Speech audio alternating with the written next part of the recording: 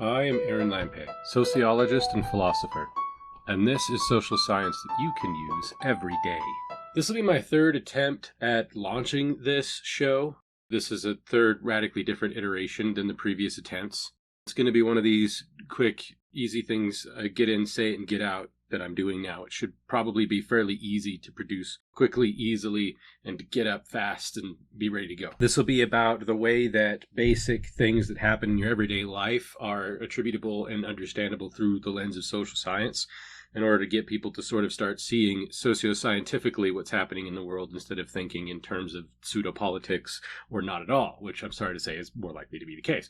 And we'll probably go into a lot of the sort of stuff that I do, which is an identity construction process of symbolic interaction, which is individuals exchanging meaning with one another in ways that create social structure of meaning. Basic linguistic type stuff and that kind of thing. It should probably be fairly remedial sociology.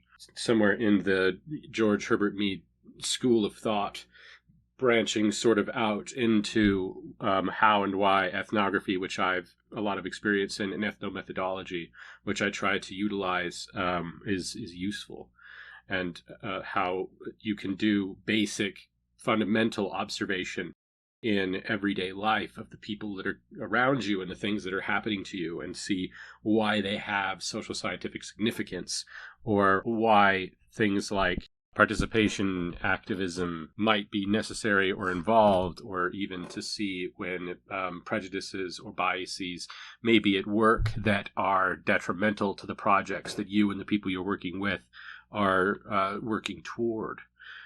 This could be just the way that your lunchroom is managed at work. It could be the kinds of conversations people tend to have around the water cooler. It could be the way that traffic has a tendency to flow. It can be conversations that you have with good friends or just acquaintances. It could be problems that you face in romantic relationships. It could be any number of things that might have greater significance in your life than you currently realize.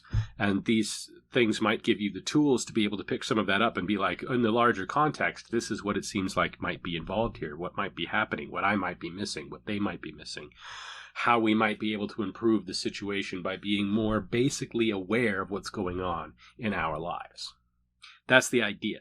That it should be quick and simple enough that a person could watch this, have a better idea of how to do something or deal with something that's happening in their lives, and then apply that. That's the goal anyway. So I'm embarking on this third iteration of the project. Wish me luck.